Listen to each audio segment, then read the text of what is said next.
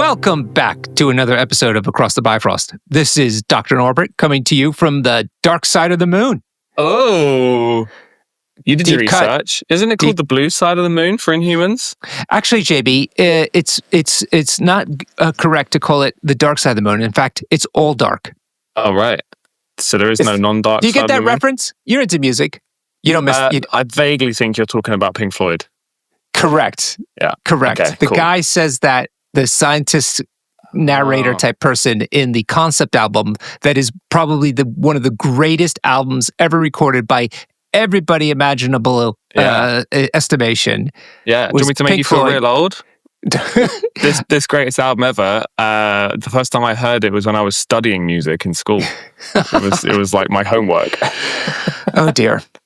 Anyway, concept albums. That's concept albums. They are a thing of the past, and that's a shame. People don't listen to albums. People should listen to albums. We've had this discussion before. You should listen to albums in the order that they're put in, because artists spend a lot of time putting their albums in that order and deciding what order the song should be in. And people just listen to singles on Spotify, or they put it on shuffle. It's a shame. Yeah, just to extend on that before we go too far off the rails, Dark Side of the Moon, because it's a concept album, that statement that you just made is even more important, because it's literally telling a story in song over the course with narration in between the tracks, which is what I was alluding to. So if you do that track, if you do that connection, please do message us in Discord alongside all the things that we got wrong, which we always look forward to. Yeah, sort cool. of. Last episode, you asked people to tell us all the things we got right. And we got a couple of comments saying that they want to tell Norbert that he got loads of things right. So I took that as I got things wrong. So, well, Jamie, we're still I didn't want to say. Yeah, I didn't want to say. Yeah, we're working on our insecurities and our knowledge about MCP. Speaking of knowledge of MCP, we're coming at you from the blue area of the moon. That's the name of it. Okay, that is where the Inhumans are from. That's where they live. That's where their base is. Their Atalan base, town, city, homestead. That's where they're from. Anyway, that's where we are. Okay, yep. So we're going to be talking about the new Inhumans box today. And today we're going to take a look at the two leaders that come in that box. But first, let's kind of. One is leader by name, doesn't have leadership. King Black Bolt doesn't have leadership. Yes, that's true. See, but you are right. He is leader of the Inhumans. That's his whole character. So. Yeah, it's all about the leaders, one way or the other. Yeah. Jamie, this is CP-166. Oh. I don't know how that reflects on your perception of the Inhumans, but that's their box number. 166. Yeah, means nothing to me. No. Okay, but you can go into Jarvis's protocol and type in CP-166 and get all the different links to these cards that we're about to discuss with you all, and also get handy links to assembly diagrams and the Asmodee shop. Yeah, I am starting to like this box thing, mostly because we just ran an event, the Mutant Weekender, Extinction Agenda. It was a 64-player event at the weekend. It went very well. Thanks for asking. And one of the prizes for some people was a Hulkbuster box. And one of the groups that got the Hulkbuster box started chanting, "Fall back, fall back, fall back," because that's the box that you get fall back in. One of the best cards in the game. I thought it was really funny. So they kind of took out the plastic and just celebrated fall back. And Helios Laser Bombardment is in that card as well. Is in that box. Yeah, it's an important box. Yeah, there you go. So not all the boxes are just for the plastic characters on the front cover, I guess. All right. Speaking of events, if you want to hear or take a look at the big 2-day plus events that are happening in Europe, you can do so at this link. It's tinyurl, or what is it? tinyurl.com/MCP events Europe. So you take a look at that. It's a spreadsheet that shows you all the different events that are happening around Europe that are at least 2 days long. If you don't see your event on there that falls in that category, please message us and we will gladly add that in, because we're all about going out to big events, of which we have big ones coming up. We've got, which ones? Two coming up in short order. Do you remember? No, I don't remember. This is what the ones we're going to. You have tickets to. This is what happens when we just ran an event and I haven't slept since. So my brain isn't working. Okay, so the next 2-day event, we're going to the UK. Why are we talking about this? These episodes are going to come out after these events have happened. Yes, I know, but it's important to show the dedication and how our community bolstering activities. That's a good point. Yeah, Norbert and I are emissaries and go to as many events as we can, no matter how much it drains our bank accounts. So next week we're going to the UKGE Games Expo, which will be in Birmingham. There is an AMG GT. AMG will be in attendance. I've challenged them to an MCP game. Maybe we can get a little 2v2 going, Norbert. That'd be fun. The problem with playing AMG, guys, is they're always playing with 3 cards ahead evolution, so they never know what game they're playing when you play. Yeah, we challenge them to a game and they show up with like Shatterpoint models. But yeah, so that's going to be next weekend. And then after that, we're going to the Multiverse of Malmo event, which is in Sweden. There's a bunch of us going over for that, and it's going to be good. I can't wait. They've adopted our format. They have. We created a new format, and the Swedes have taken it on. That's always a good sign because, the Swedes are quite dominant in the MCP world. So when that becomes the standard format for all MCP tournaments on the planet, then me and Norbert and Curtis, who actually came up with the format, are going to take full credit. Yeah, absolutely. And there will be parades. There will be parades, yeah. We actually get a cut of ticket sales. Don't know if you know that. It's our format. We've copyrighted it. Yeah, I don't know if the Swedes know that either, but that's why we're going to collect. Okay, and then one last event that we weren't talking about. We have 2 tickets left, I think. 2 tickets left to the London GT. This is official AMG GT happening at the end of June at Dark Sphere, which is the venue of choice that we've been using for the last bunch of events. And again, go to tinyurl.com/MCP events Europe and to find the dates and links. There you go. Brilliant. Boom.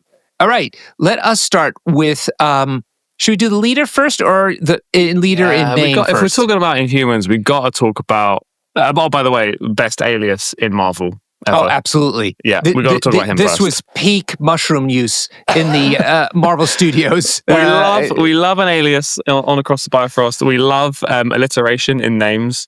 So yeah, can you please tell us what King Black Bolt's actual name is? I will, but I need you to look up when he was created because I'm very curious what year. Yeah, what year this character was created. When do you think? Give me a rough guess. I'm going to say that this is deceptively early, like 1965.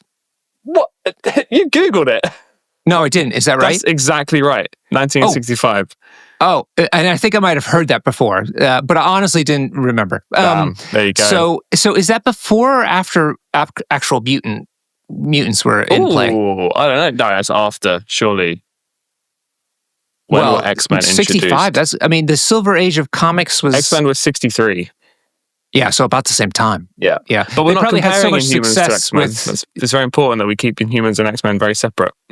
We shouldn't compare them. We're going to trigger Matt in the London meta. Oh. You totally. So Jamie made up a list of mutants that were going to be part of the mini game of how to try to get points at the Mutant Weekender, and he listed a number of characters outside of the affiliation that he considered mutants. And Matt had a few bones to pick with that list. Yeah, I did it intentionally. It's one of my favorite pastimes. That whole argument of like, who can Batman beat in a fight? And that's just a really infuriating, like, nerd argument. It's the same happens for who's a mutant in Marvel Comics, and I love it. So yeah, so Inhumans don't have a special mutant gene that this gas that they get exposed to triggers. Can we do their origin story? Can I talk about it? Okay, you're the lore master. I'm just a student. Right. Cool. Okay, so yes, Inhumans are they're people that get superpowers. And they actually originated from the alien race, the Kree.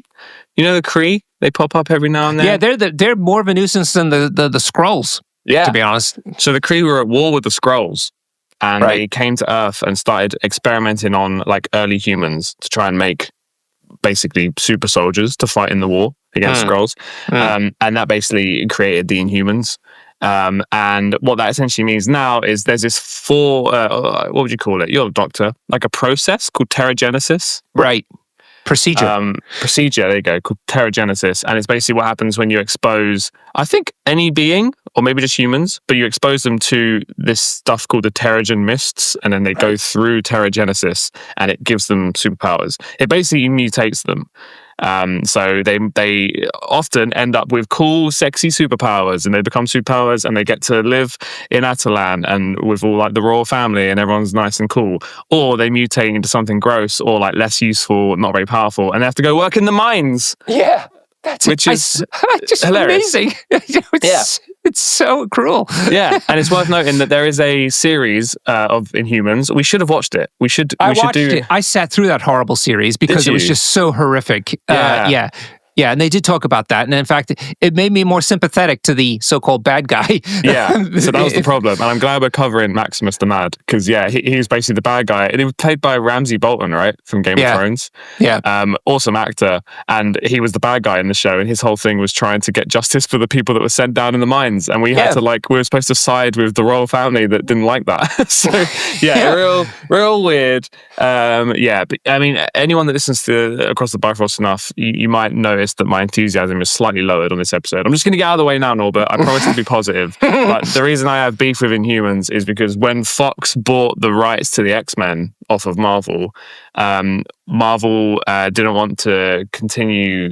There was a period where Marvel didn't want to continue making big X-Men storylines, so they cut a lot of X-Men stories, and the comic books calmed down. They didn't release so much, and they started pushing Inhumans as like the new X-Men, because they're kind of like, they're kind of the same thing. They're superpowered beings. They can't control their superpowers. They kind of like, because of the Terrigenesis, they get random stuff, and they're kind of marginalized. They live on the moon. I just think they're kind of a lame version of the X-Men. But I'm wrong in thinking that, because a lot of people are fans of Inhumans. Turns out, now this new box has come out, people are really excited by them. I didn't know those people existed. So just be clear, though, when they get exposed to the mist, do they need a special gene that is attuned to that mist, or is it just a human? I thought they got modified somehow, that race, so that they're otherwise human, but they had this gene, which gets only unlocks when they get exposed to that mist. Look, Lore Master Jay, we need we need in-depth research, because House Party Protocols and Fury's Finest, they've got all the viewers and listeners. And what do we got? We got the hardcore. We've got the fans. Hey, we got beautiful listeners that care about the box numbers. That's what we have. But we need the masses. We need the hordes. The hordes. Okay.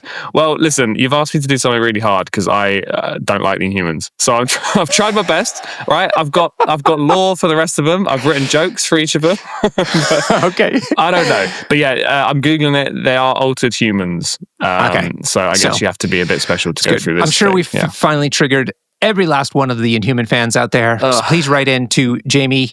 And if you are, whilst you're in our Discord writing to him about Inhumans, also drop a few pet photos of your own into the pet channel, because he hates those as well. I love pet photos. Well, you say that just so people will stop doing it, but I love it. I love it. And also, by the way, I'll have you know that one of the first boxes I bought of MCP models was Lockjaw. And that's an Inhuman pet. That just proves that I love both of those things. Double whammy. You probably made a mistake. You thought it was a different box.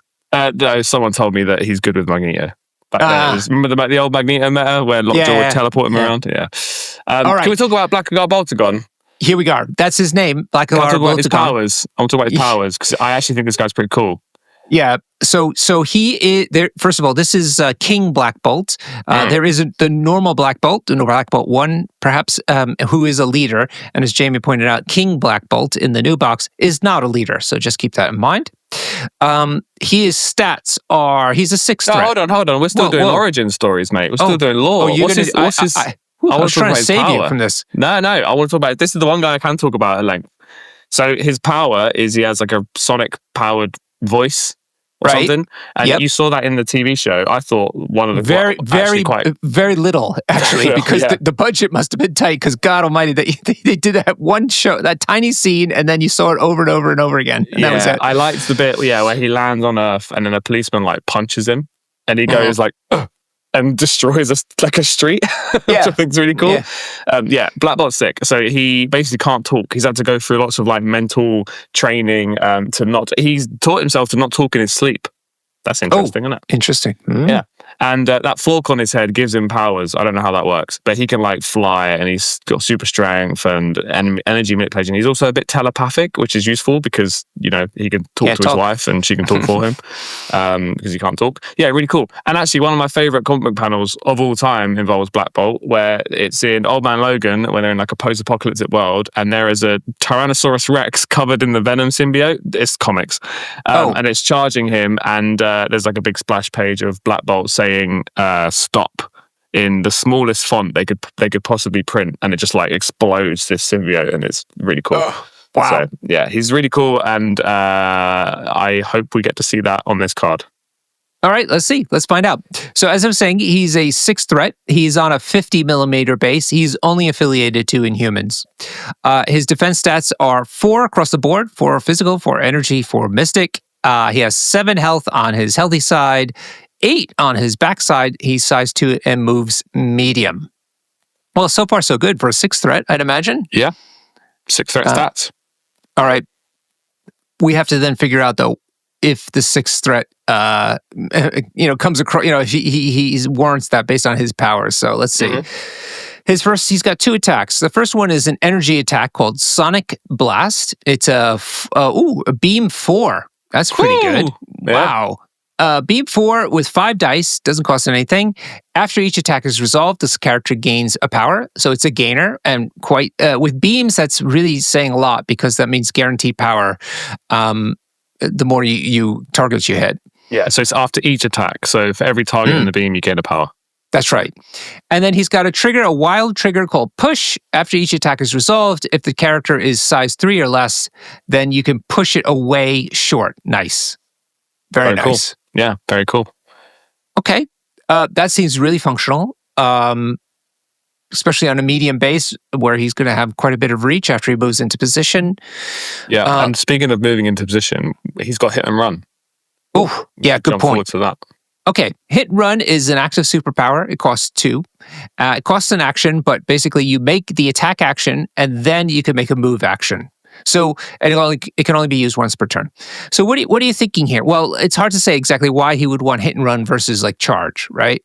So should we carry on before we comment on that? Yeah. All right. So his second attack is a physical one now called Wrath of the Midnight King. Oh, Midnight King. That's a reference somewhere. Yeah, what's that mean? I'm going to Google that. The Midnight King.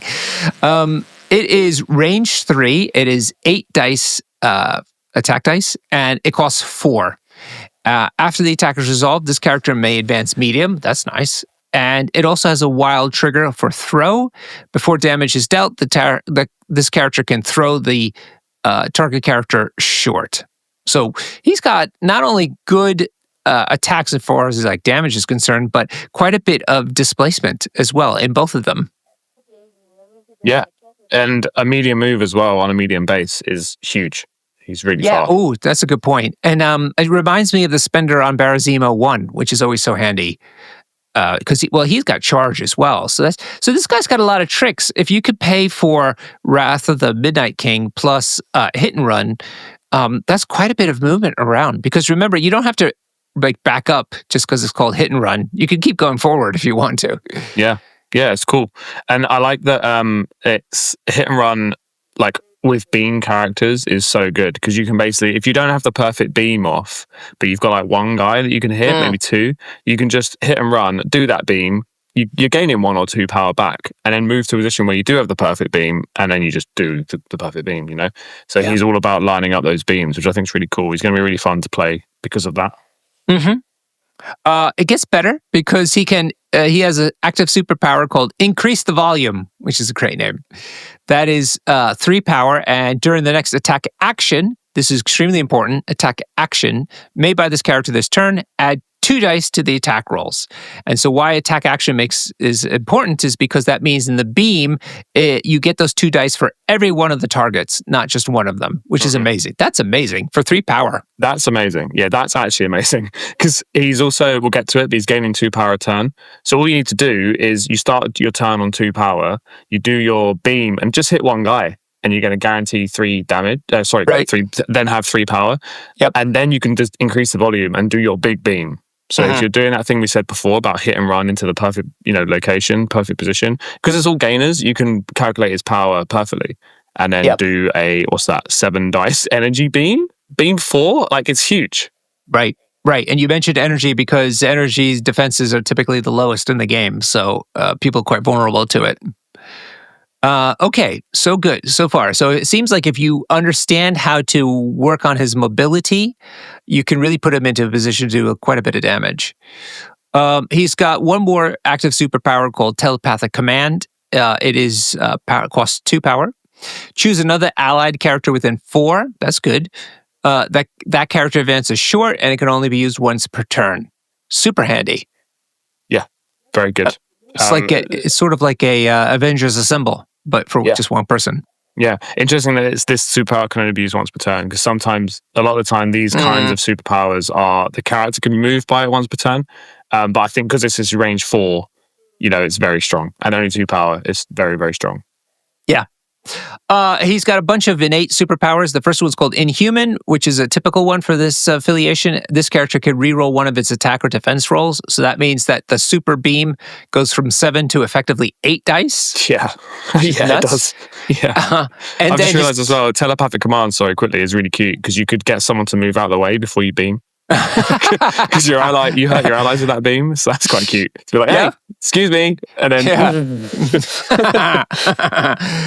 and his defense, the rerolls on defense, his defenses are 4/4/4, which is amazing. So they're effectively 5/5/5. Yeah. Good lord, guy's bossy. Big old stat block. Yeah. Other innate abilities include anti-graviton control. When this character would suffer damage, reduce the amount of damage suffered by 1 to a minimum of 1. Oh my lord. It gets better. Well, so that's 5 defense dice and damage reduction 1. Yeah. Wow. And then, as you mentioned, part of that superpower is also the fact that he gets an extra power during the power phase.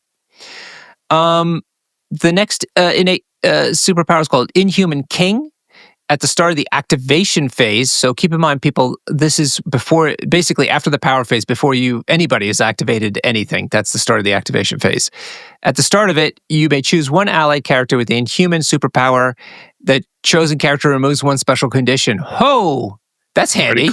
Pretty cool. No range restriction either, notice. Oh god, yeah. Just an Inhuman. Just happens. Heal a condition. That's amazing. So, but that's really basically once per round. Am I right?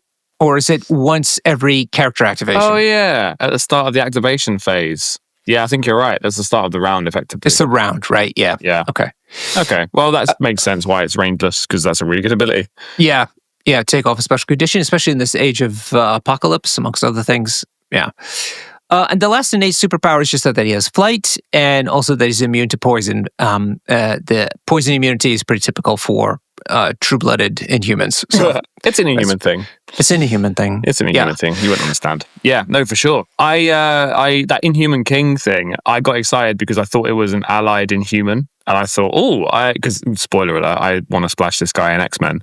I was like, Beast is an Inhuman, but no, it's someone with the Inhuman superpower. So it's only the true-blooded, as you say, Inhumans. So yeah, very cool, very thematic. Love it. Yeah. Now, he obviously can't play under Black Bolt's leadership, right? Because they have the same alias, and so they can't be. What is that alias, Norbert? Well, it's Blackagar Boltagon. Blackagar Boltagon. Yeah, you're right. Yeah. I wonder if anybody out there has named their kid Blackagon. I mean, cool. Yeah. I mean, it'd be good. So okay. I think that is. You mentioned that he can't run on. I think that's his biggest weakness. The biggest weakness here is that he isn't Black Bolt, the original one with that leadership, because the original Black Bolt, that's one of the best leaderships in the game. So if you're playing Inhumans, you're kind of begging to use that leadership. Really, there are other leaderships available, but yeah, that's the big weakness here, is that King Black Bolt can't benefit from that. Yeah. Now, so the other two would be either Inhuman Queen, which is a tactics card that Medusa can use. Mm-hmm. And her leadership ability is once per turn, when an allied character dazes or KOs an enemy character, it may gain 1 power, may remove 1 damage, and may advance short. That sounds actually really good for him. Yeah. I really like that leadership. I also love that Medusa's getting some love, because Medusa is a character I actually think is really, really cool. And especially in MCP, my God, she's amazing. So this lets her be a human and also play with Black Bolt. So that's great. Yeah, I think you're right. If you're planning on playing King Black Bolt and this leadership, it's a really good pairing. Yeah, because the reason I say that is he's clearly a gun. He's blowing stuff up, and so he's likely to daze or KO some people, and that means he gets extra power. He can remove damage, and he can move short. All those things are really good for a turret who wants to go put himself into a new position with some more power to do some more shenanigans. Yeah, exactly. I've noticed a theme as well is we've got characters that are leaders, right? So you've got Black Bolt. Original Black Bolt has a really good leadership and he's quite tactical. He's got like a bodyguard online and, his leadership is very tactical. And then they brought out this King Black Bolt who is a little less tactical, but more just smashy, damage. He's done leading. He's just going to start blowing stuff up. They did the same with Black Panther, where you had 4-threat Black Panther that was a bit tactical, right? All pushes and had a leadership. Right. And then they brought out King T'Challa, who's like, I'm not in charge anymore. Now I'm here to just kill stuff. It's kind of a fun vibe they seem to have. Yeah. Oh, I like that analogy. That's really good. And it makes me think that we might get like a 5 or 6 threat Captain America holding Mjolnir one day. It's like I'm not a leader Captain America anymore. I'm here to just break things, and he's just got big attacks. Yeah, it's kind of a cool vibe that they have. So yes, they can't be played together. This Black Bolt and the old one can't be played together, and that's the biggest kind of weakness. Apart from that, this character is crazy good. Just so many stats. All the numbers are so high. Yeah. We will go into what's his name? Maximus' leadership next when we review his card. So let's just take and we'll come back to King Black Bolt then if he fits in there. But as far as the Medusa one is concerned, I think it's great. I mean, that means you're playing Medusa, who's got the Inhuman, I forget what it's called, but basically you can flip, is it Royal Decree or something? Royal Decree. Yeah, that you can, basically it's a storm hop, essentially. Yeah, she can grab allies from 2 and place them within one of you. So she can use that to move King Black Bolt. And because he's a medium base, she can hop off of him really far and she can hop him off of her really far. It's great. The storm hop, most people know that medium bases and large bases are really good in that because it gets you a bit of extra distance. So this Black Bolt being on a medium base, I assume is no mistake. They knew what they were doing there. They wanted to pair him up with Medusa. And what it feels like is that kind of a build of Inhumans is counter to what most people are playing these days, which is a very extract-oriented type of build of Inhumans. Yeah. Which uses actually Black Bolt 1 as the leader. So this is an interesting flex for that. Yeah, for sure. I think he misses E-maps, right? Imagine if this guy was around when Gamma and Demons were in the game and you just be beaming all game. Like, he would love that so much. So yeah, I think good job they swiped those out of the game just before this guy got released. Yeah, but I could see him be good on a B map or any of the kind of the square maps. Definitely, especially if you pair him up with Medusa, like you say, a Royal Decree to get him into the right position. And under Medusa's leadership, he's getting that little short move so he can get into an even better position to beam. It's crazy. Yeah, he's all about getting in the right place, to beam people. And unlike Black Bolt 1, he's very mobile between his spender and also his hit and run and possibly Medusa's leadership. He can really move around quite a bit. Yeah, for sure. I'm trying to think of what he's weak at. I mean, he is a 6 threat. It's expensive. Yeah, that's probably you're paying a lot of premium is. For that. Yeah, you're paying. That's I wouldn't say a weakness. It's a cost, right? Yeah. So he needs to, achieve stuff. And just a simple. He is only size 2 as well.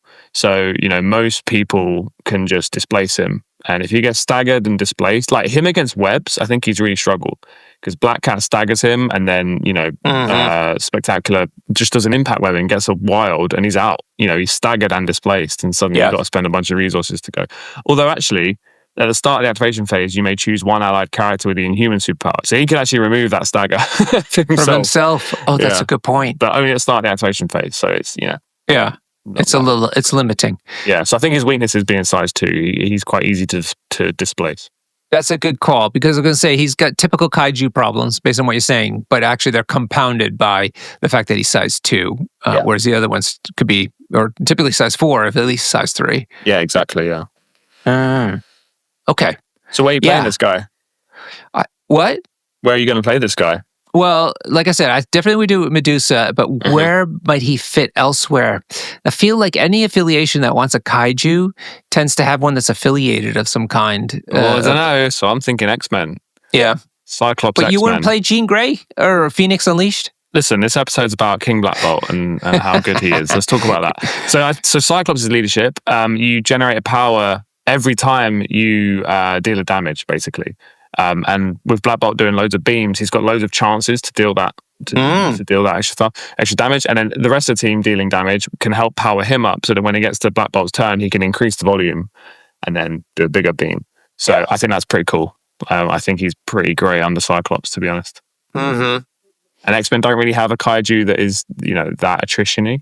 They have Phoenix now, but she isn't putting out nearly as many attacks as Black Bolt. She's not putting out, huh? She's not putting out that many attacks. Yeah, I see. So Black Bolt with the beam, like one of his worst turns, he's still probably hitting 3 or 4 attacks. Right? Let's face it. Yeah. Aim 4 on a medium base. Under Steve 1, this guy could do his increase the volume straight away. Oh yeah. Oh my god. Yeah.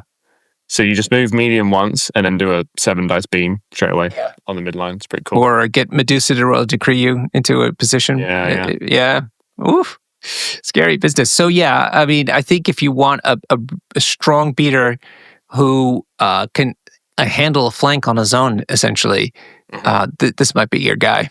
Yeah, I think so. I think you're right to highlight that he needs a bit of help because of the displacement. He needs Medusa to bring him back in or someone else to help move him around because, he's going to get displaced. But once he's in position, he's going to really hit hard. And it's just MCP dice, right? The more opportunities you give yourself to spike, the more likely you are to spike. And that's why beams are so good. And some of us would have lived through the Crimson Dynamo age, who I think he's doing 4 or 5. I think it's 5 dice beams. But you do enough of those, and one of them just goes bang and does loads. Yeah. And so I think you just keep doing that. And Black Bolt being able to do 7 dice beams is just way more likely. And also all the displacement on top of all this damage that he's doing as well. Yeah. Which means he's probably better on non-pay-to-flip type of crises. Essentially, but he's going to generate a lot of power with that gainer. And also, we're ignoring telepathic command, which is an amazing power. You get to choose another ally and move them short. It's amazing. From range 4, it's crazy. Yeah. All in all, good. Definitely, but needs to be figured out because I haven't seen him at all yet, although it's very, very early in their tenure because of the shipping delays. All right. Let us move on to the other leader, the third leader in the affiliation, which is Maximus the Mad. Now, he is Black Bolt's brother. His name is Maximus Boltagon. Boltagon, yeah. The parents gave him a normal name. He's the crazy brother. And I know something about their lore that he wanted to prove that Black Bolt couldn't control his powers, so he attacked him, which led to Black Bolt. No, wait. Maybe it wasn't on the same day. But I know that happened. And also, Black Bolt destroyed a ship that was carrying their parents. And they both died. Yeah. And these guys have been, he's because he's the heir to the throne, he's got that classic Game of Thrones vibe where he just wants Black Bolt out of the way so that Maximus can, take the throne. Yep. Yeah. And that is the thing. And he keeps reminding him that he killed their parents. So, at least in the TV show, he did. Yeah, exactly. Yeah. And the power set is, he's a psychic. He's got mind control and he can do illusions, and he's also a genius and he's an inventor as well. Yeah. Okay, let's take a look. He is a 4 threat. He is only affiliated to the Inhumans, and he is on a small base, 35 millimeters. Ooh, his physical defense is quite low at 2. Energy is 3, and his mystic defense, though, is 5.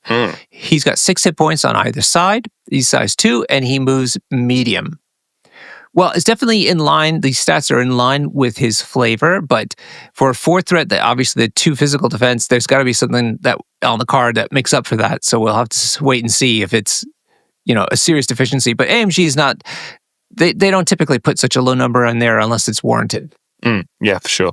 And I mean, 5 Mystic is pretty great, even though it is the rarest attack type in the game. 2, 3, 5. It's okay. He's obviously paying for that Mystic in his physical defense. So let's move on to the attacks. And I'm just trying to think, do Inhumans have a lot of Mystic attacks? Because he's got them, and I'm just wondering if he might be the only one. This has got to be the first. Yeah. Crystal's all energy and physical.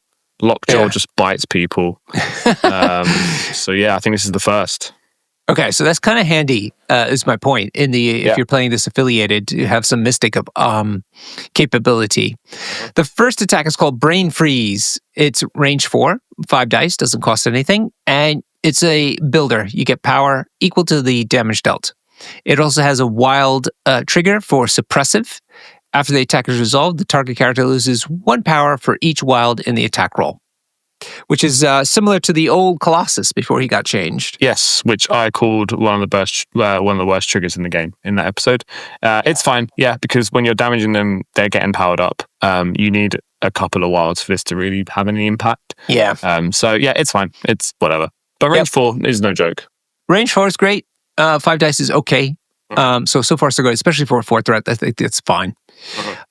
His spender it's also Mystic, and it's called Neuro Annihilation.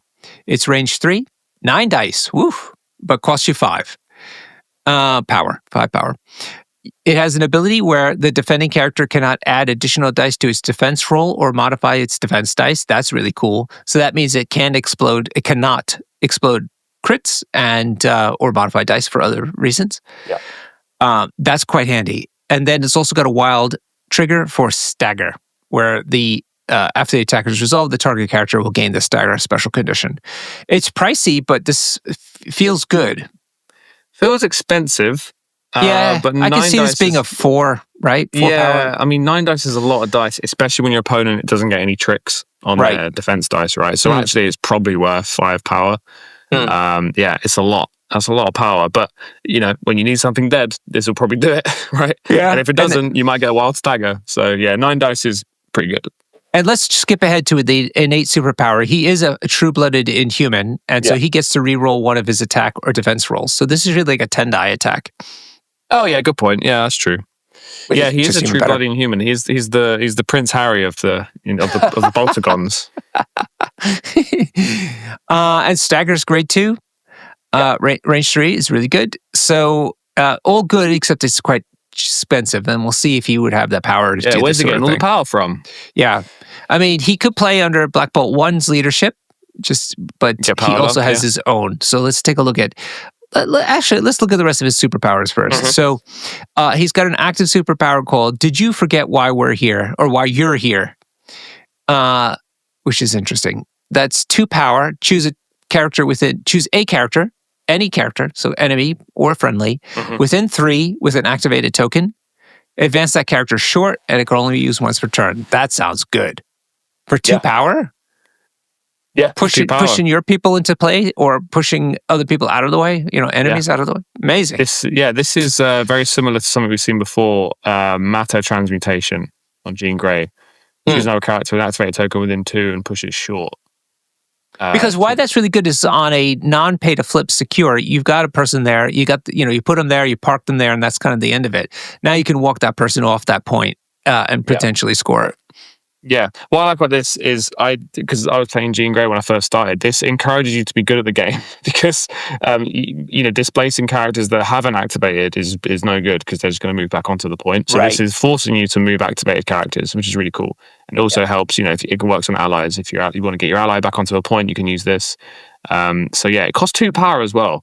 I'm trying to figure out why this costs 2 and is range 3. And is an advance. It's better in every way to Jean Grey's one.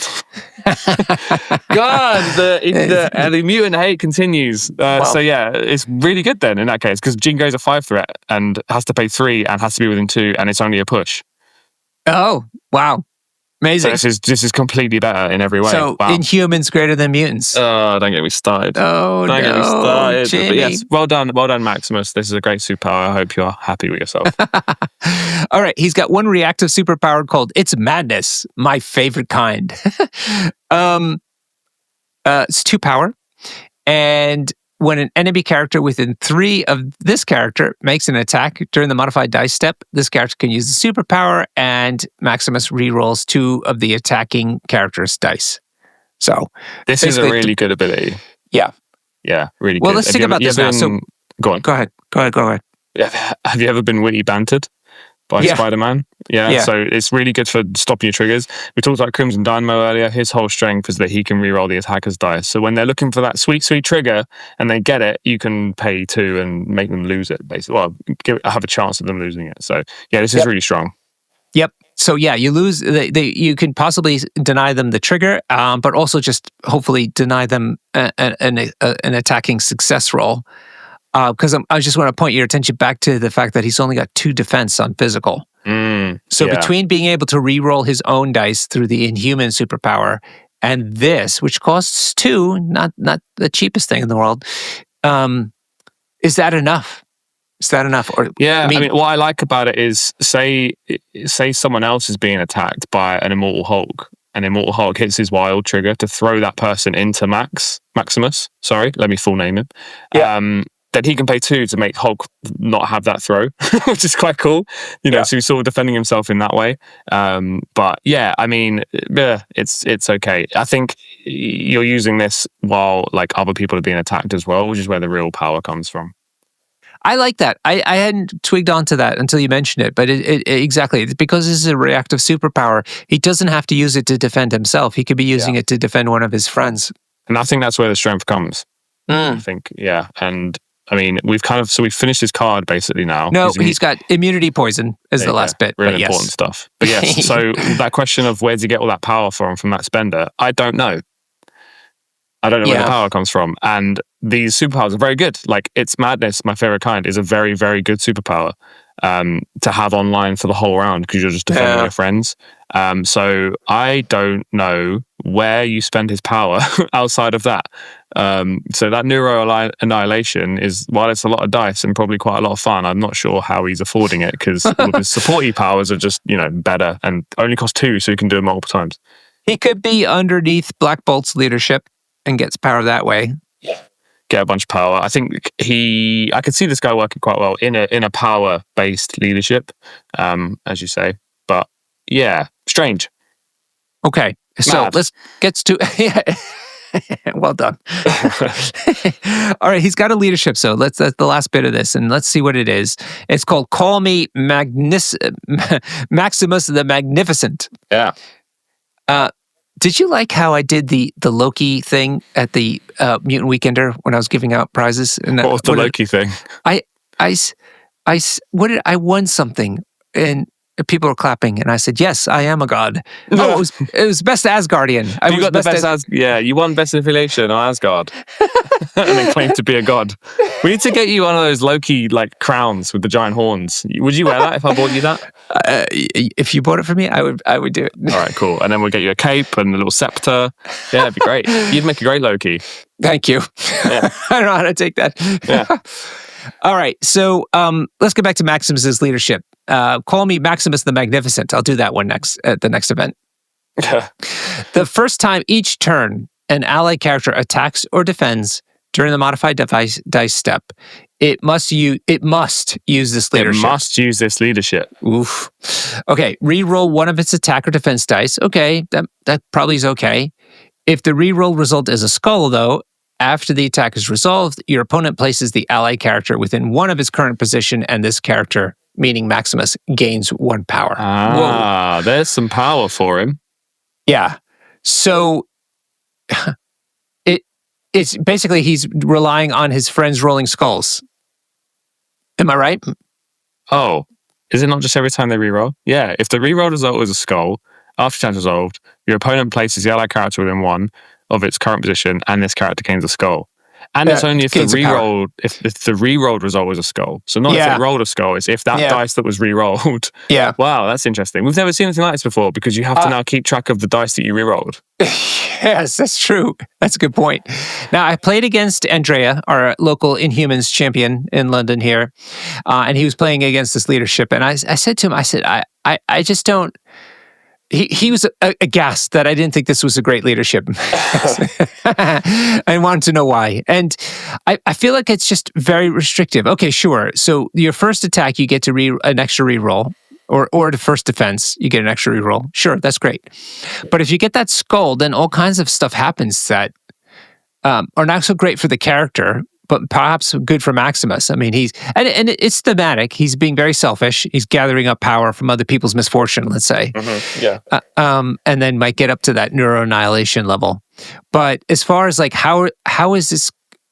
Let's try to think about this because, okay, there's a lot of negatives I could see here, but like clearly AMG has a purpose for this being a leadership. Well, the positive is it's a reroll every turn, right? Once. Your first attack or defense die a turn, you get a reroll. Mm-hmm. That's great, right? Because most leaderships you have to pay for that, okay. Right? Or there's like a range limit on it, right? So that is a good leadership. And then it's got this added thing that if it's a skull, you get placed 1, but your leader does gain 1. And Max does have lots of ways to spend power, right? And obviously he does have an ability. So say it happens. Well, that's why it's on the first time, right? That's why it's the first attack, because I guess it makes it harder for you to then be placed off a point and then your turn's over. Not impossible, because if you moved first and then attacked and then rolled the skull, you'd be placed off a point. But then he's got, did you forget why you're here? And he can pay 2 and move you back onto the point. Yeah. So and keep in mind that did you forget ability could be used on himself, because you choose a character. It doesn't say choose another character. Oh, no, because it's a character with an activated token. Oh, yep, you got it. Sorry. Yeah. Yep. Careful, okay, we nearly got discorded then. Ooh, it was almost a Discord shot. Man. All right, keyboard warriors, put your mouse down. Calm down, everyone. we fixed it. We fixed it. So I mean, this leadership, the first half is good. It's a reroll for free, right? Yeah. And you run the risk of maybe getting a skull, which is super unlikely. I mean, how many times is that going to happen? 1 in 8. It's 1 in 8. 1 in 8, right? So the 1 dice that you're rerolling from this leadership, but how many times is that going to happen in a game? Twice? 12%. 12%? I think 1 in 8 is 12%. This is why you're a doctor and I'm just some schmuck. I've just been playing games a long time. This is why you're a doctor and I work in the mines, mining Terrigen crystals. Did a great job down there, though, Jamie. Yeah, Keep it up. Thanks. Yeah, cheers. Yeah. Terrigenesis really helped you out. I'm trying to back this leadership up, right? It's fine. I think if you love Maximus's kit, that helps power it, because you're getting the odd bit of power here and there, but it's not, it's not enough power over a course of a game. It's 12.5%. The chance that you get pinged to power. So yeah, weird. The internet was completely on fire when this card got revealed. Everyone's hailing it as the worst leadership in the game. I think it's down there for sure. It's down in the mines, but that's where Maximus is, right? In the TV show, he's down in the mines, so that's where he belongs. This leadership, I think, is the perfect supporter for my campaign that I have been running for a long time on Longshanks to have sub-faction badges. I want Longshanks to put, how you have best in affiliation? I want them to have best with leader, because then people could fight over having the best Maximus the Mad leadership. Yeah. And because no one's going to play it, we can all take turns in just winning it, getting the badge, and then let someone else get it. So this is a big, tick in that box. If you agree with me, let Longshanks know, please, and hopefully they'll do it. But yeah, so what do you think of leadership? I'm trying to think. I don't think it helps King Black Bolt, rather. At all. A little bit, but not enough. I'm actually on the next stage. Like, where could he be splashed? Is this guy splashable somewhere? Yeah, well, the big problem with his kit is the leadership is weird. So let's ignore the leadership for a second, and then it's power. Yeah, so he needs to go somewhere where he gets super powered up. Yeah, So if without the leadership helping to make that happen, he's probably not splashable. But there are leaderships that are way better at giving him power than his own leadership. For sure. Like, I mentioned Cyclops X-Men, right? Ping him a bit of power. Yeah, Cyclops or Professor X even. Professor X, probably better, yeah. And he's got, Professor X is great because he's got a reactive superpower. So you're paying 2 for its madness, my favorite kind. You're re-rolling some stuff, you're protecting your team. That generates a power from leadership, which lets someone else do something, and they can then power you up. So yeah, he's pretty cool there. He's just a very strange character, but is he bad? No, he's fine. No. For fourth threat, let's keep in mind. And I'm still mad that he's just got a straight up better than Jean Grey superpower on his card, but whatever. All right, cool. Let us talk through a couple of the Team Tactics cards, because we're going to reserve some of them for the next cast. So let's go through the ones that are kind of connected to these characters. The first one is called Genetic Prophecy. It is a reactive Inhumans card. During the power phase, if you have at least 2 fewer VPs than your opponent, an allied Blackagar Boltagon may play this card. That means it could be either King Black Bolt or normal Black Bolt 1. And you gain 2 VPs. This round, this character cannot make any attack actions. There was a catch. There's the rub. Yeah. Well, but 2 VPs. VPs. Yeah. 2 VP is a big deal, and we're going to get onto a card later as well. Another 2 VP card that Inhumans have. That's game winning, right? 2 VPs just make it. You have to be behind. Yeah. So this at least won't 2. win So the game it for you, I catches you guess. up, basically, to at most neck and neck. Yeah. But it is 2 VPs. The big question is, are you okay with Black Bolt not making any attack actions? I think for King Black Bolt, absolutely not, right? We've established that he's a killer. His job is to attack things. So you just don't take this card with him. Mm-hmm. The other Black Bolt does have a 1-cost bodyguard, which is the best bodyguard in the game. Right. So you could still have a decent round with him, just, bodyguarding people. So there's an argument for that. He could still move and score points. He can still pick up stuff. Yeah. So it's okay, And this card's free. Doesn't cost anything. Yeah. I don't know. I think this could be good. I do too. Good. I do too. Yeah. I think if you pair this with Terragenesis, you could win the game and make your opponent really sad. Because they could be 2 VPs ahead on. Hang on, you have to be on some number 12. You have to be on 12 VPs, 13. So you have to be on some VPs, and then you play this card, you tie, and then you play Terragenesis, you score 2 VPs, and you win without them even realizing. That's fun and sounds awful. But yeah, so I think this card's got some play. I think people need to try it out. I don't think it's that bad. No, absolutely not. Yeah. The other problem is that, sorry, quickly, we're gonna have our local Inhumans player Andrea come on and talk about all their stuff. But the current Inhumans are currently storming the meta a little bit. They were definitely a menace at the Mutant Weekender that we just ran, and it involves them going really up on VPs very early. So I think that's why we're not seeing this card. Agreed. I was just about to make the same point, that it might not fall into their game plan currently. And as we said, King Black Bolt is probably not somebody you want to use this with. And so you're not using the more attrition focused build. You're still playing the extract build. And so this card does it make sense? Probably not. Yeah. But it's not bad. It's definitely not bad. It's just a bit of a different approach. It's a different approach. Different approach, bit of a thinker. And as you know, me and Norbert don't like thinking. No. It takes big brains for that. Yeah, no, we just want to roll loads of dice. And less whiskey, which is not good. Okay, I'm going to skip this card. Where's another one? Let's talk about this one since we just kind of alluded to it. I didn't realize it came in this box. So the Medusa leadership card that I talked about earlier actually comes in this box. Mm-hmm. So it's called Inhuman Queen. It's a reactive Inhuman's power. Basically, it's saying that once you've put all your squad together for the game that you're about to play, you have to play this card as one of your 5, and you get the leadership, which, as a reminder, is called Queen of the Inhumans. Once per turn, when an ally character dazes or KOs an enemy character, it may gain a power, may remove up to 1 damage, and may advance short. I mean, this is good. This is not a Sam leadership. It's a Malekith type leadership. It's similar to Malekith, but with a bit more to it. I think you get more stuff for. No, I think it's the same, but this one affects the character that got the daze. Oh, I see. And Malekith is where you somebody else benefits from you dazing them. Yeah. Okay. So you choose. Yeah, Malekith, when you daze or KO someone, you choose someone else to heal 1, gain 1, and advance. Okay. Cool. So this is yourself. So yeah, it's slightly different, which is cool. It's interesting. It's a goddamn leadership card though, so it takes up a tactic slot, which is a real shame. Especially with leaderships like this, where it feels like it only really exists because they've decided later on to give Medusa a leadership. Which is cool. That's a cool thing. It happens in Magic too. I think that's really cool to go and get an old character and give them a leadership. It gives them a whole new purpose in the game, but then you're sort of punishing them by taking a tactics card slot. But let's not get into that. We talked about it being quite good. If you want to punch things with Inhumans, this is a very good leadership, I think. Yeah, agreed. And you get to play Medusa, which actually I don't see her very much in the new extract-oriented type of builds that are out there. Yeah, she's a bit of a brawler. Yeah.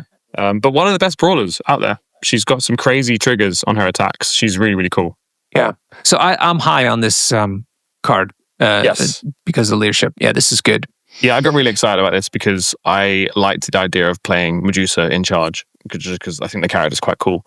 And this leadership really activates King Black Bolt, as we said. So yeah, I think this is quite cool. If I had to play Inhumans, this is the leadership I would take. Oh, okay. Yeah, that sounds like a Jamie move. Yeah. All right. Next card up is called Plots Within Plots. Oh, this is good. Andrea got me with this. Yeah, did he? Oh, nice one. Yeah. Great he's art. He's playing MCP in the artwork. Yeah. Isn't that funny? Look at that. Maximus is an MCP player. I wonder, like, what's his team? Let's see. His How team, much he's got. He's playing Black Bolt, Medusa, Spider-Man, Black Panther, Captain Marvel against Loki, and is that Kang? Kang the Conqueror? Yeah, I'm not sure this guy here. Yeah, he's got some insider info. He's got some. What about the guy in the back left here? Really, that's kind of hiding. That's Nick Fury. Nick Fury, yeah. Okay, makes sense. Yeah. That's pretty cool. All right. This is a unaffiliated reactive card. That means Maximus can take this wherever he goes. During the power phase, Maximus can spend 4 power to play the card. Until the next cleanup phase, so essentially the entire round, once per turn, when an enemy character ends a movement within 2 of an allied character, after the effect is resolved, an allied character not within 2 of the enemy character may advance short. So basically, it means an enemy shows up within 2 of you, one of your people, and then an allied character outside of 2 of that enemy gets to move. So it's more movement tricks, basically. Yeah, it's a ton of movement tricks. Costs 4 though. It costs 4, but this is a crazy amount of movement. And I didn't think it was very good when Andrea played it, and then I started seeing it happen. It's crazy, and I love the name as well, plots within plots, because it really feels like that. You're moving on like one flank, and then suddenly someone's moved over here, and I think it really stretches the brain of the Inhuman player, and I think it's in a really cool way, because they have to decide what they're going to do, like in a completely different area of the board, and they're setting up all this stuff. The artwork's perfect. He's playing chess, and that's what this feels like. You're setting up all these moves, you're getting bonus movement everywhere. It's really cool. And basically, I think you play this into a team like Kingpin Criminals or Web Warriors, where they're moving you off points, and then this is just kind of going to let people move back onto points. Yes, that's a good shout. Yes, I do like that idea. Yeah, so this card's really strong. Requires a ton of brain power, but very good. I agree. I think that this is very big brain play, and Inhumans is already pretty big brain to play. Yeah. So really exciting about this card. Yeah, I would actually argue that this is why you're playing Maximus, at least in the kind of the current meta version we're seeing of like old Black Bolt in charge. I could totally see Maximus getting splashed just to play this card, because essentially for a round you just have a bunch of movement and your opponent doesn't know what to do against it. Yeah. I think it's really cool.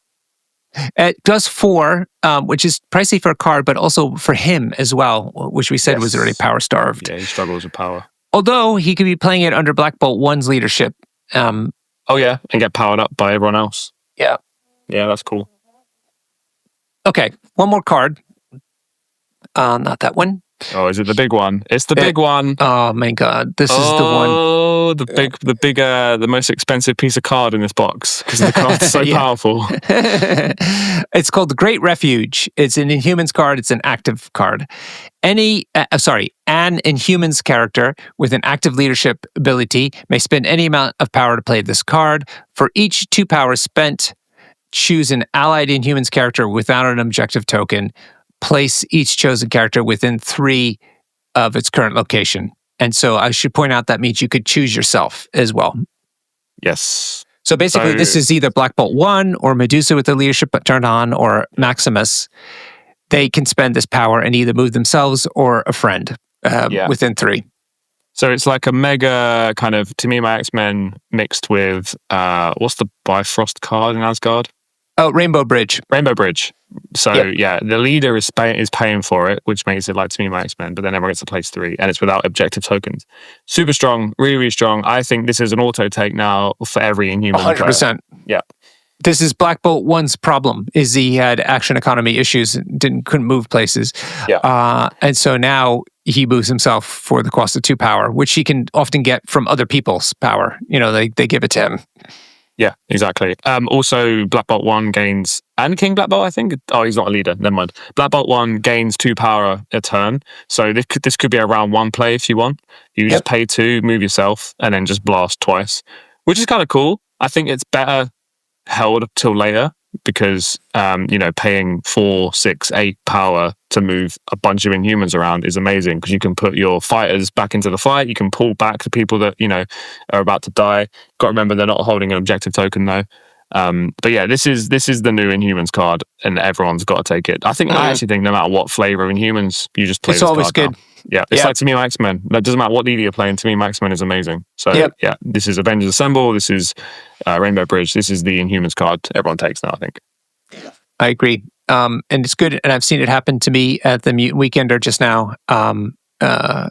Once of the 2 games I played, and it was a big problem for me. Yeah. I managed to dodge. I dodged all the Inhuman players, maybe because I was playing Weapon X and just losing all my games. So I didn't see any of this new Inhumans like power, but apparently it's strong. It is strong. Yeah, no, I played twice Inhumans and I lost both games. One was tighter than the other, but man, they were tough to play against right now. Yeah, they're real hard. And yeah, I mean, we won't get into the tactics. We'll save that for the Patreon episode we do. But some of the tactics, there's no answer to. If you don't know they can do it, they'll just win. Well, not win, but like round 1, they can go up on extracts a ridiculous amount without you even realizing that it's possible. Yeah, it's real cool. I mean, that's the interesting thing about running events, right? You probably agree, Norbert, is like overhearing the chatter.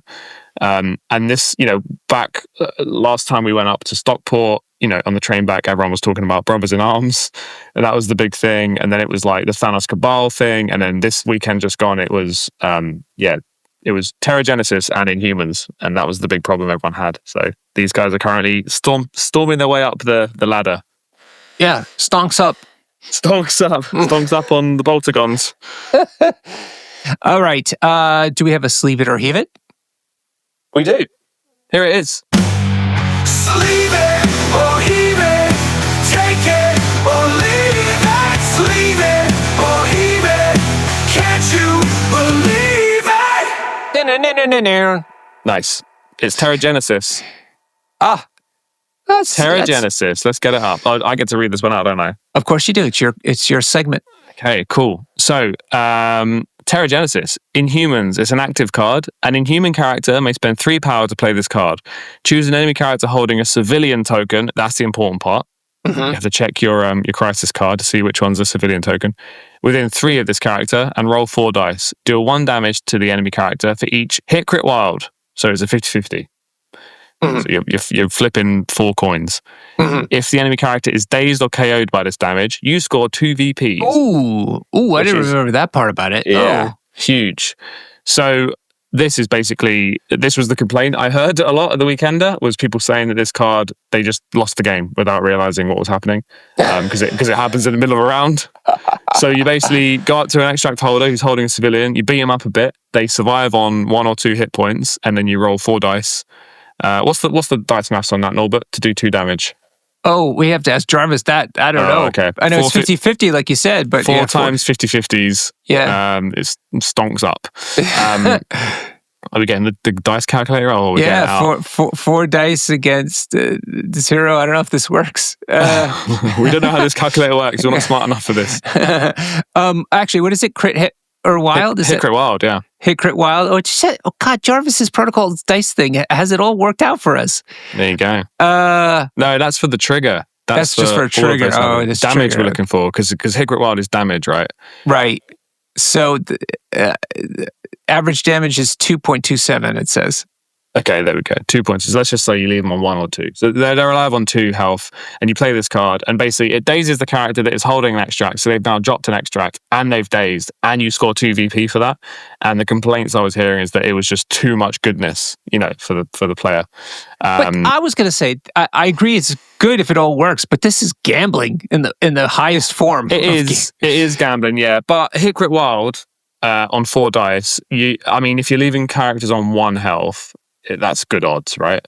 Well, okay. You need to leave the character on 1 health, and it has to be holding a civilian. Yeah. So obviously, Inhumans, they're all taking civilian extracts, so there's a good chance these are in your game. So no, this isn't an every game card. This is a niche card, but it's a big old like sword over your opponent's head, right? It's like, I'm going to either daze your character and get that extract, or I'm going to nearly daze them and play this and get bonus VPs for it. It's a lot. I mean, hilariously, if you wanted to go for real big brain plays, all the Inhumans have 1 reroll. So you could do the perfect amount of damage to someone and then use your reroll to deal 1 less damage to reroll out of killing them, and then play this card and score 2 VP bonus. So that's a bit niche, granted. But yeah, so this card's very, very strong. It's been around in the game for years, and suddenly it's being seen everywhere because Inhumans have some cool new toys and they're being played a lot. Yeah. I'm not sure how to feel about this card. I'm trying to see where what box it's in. Oh, it's in the original box. Yeah, Medusa and Black Black Bolt. Bolt and Medusa. Yeah. You don't seem impressed, Norbert, by this card. You don't think it's very good? I think the payoff is fantastic. It's all the things you got to do and hope to the dice gods. You know, that's a lot. I'm not sure. But it's a big payoff.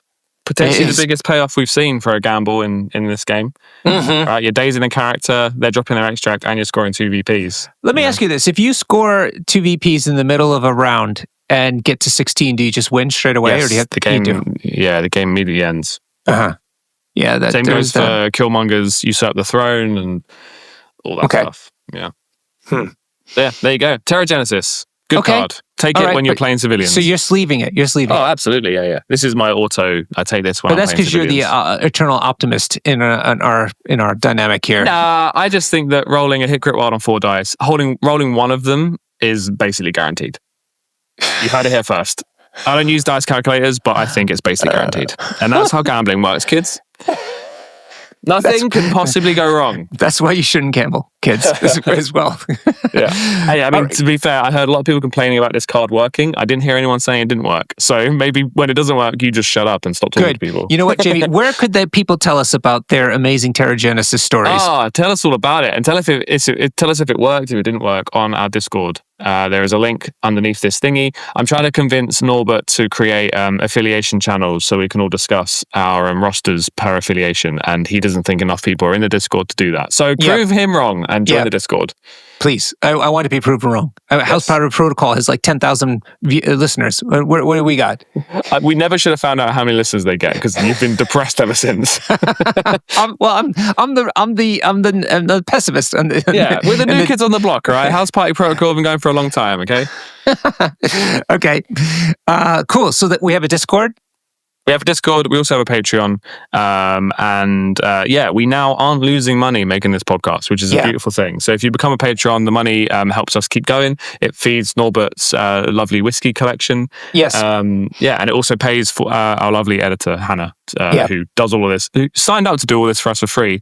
And now she makes, £1 off of each of you that is a Patreon. So please do that. For a lot less fun work, to be honest, than we do. But so thank you for Hannah. She does the boring part. So become a Patreon. And also, we put amazing episodes on there. You just recorded a 2-hour-long episode with Pat Dunford about how to win. Which has gotten a big reception, if I may say so myself. I mean, we've gotten so many compliments about it already, which is great. Yeah, it's cool. Yeah, so become a Patreon and please go and listen to that. We're also going to start doing, I've convinced Norbert to start doing Patreon giveaways. So you'll get goodies as well. Wow, now we're committed. Oh, well. I've said it now. You can't get out of it now. Okay, cool. All right, Jamie, thank you so much. And everybody out there, thanks for listening. And no, I got it wrong again, didn't I? You've gone mad. You've gone mad talking about Maximus. I only know the last part. Cheers and happy gaming. From Norbertar Boltagon. Oh, no.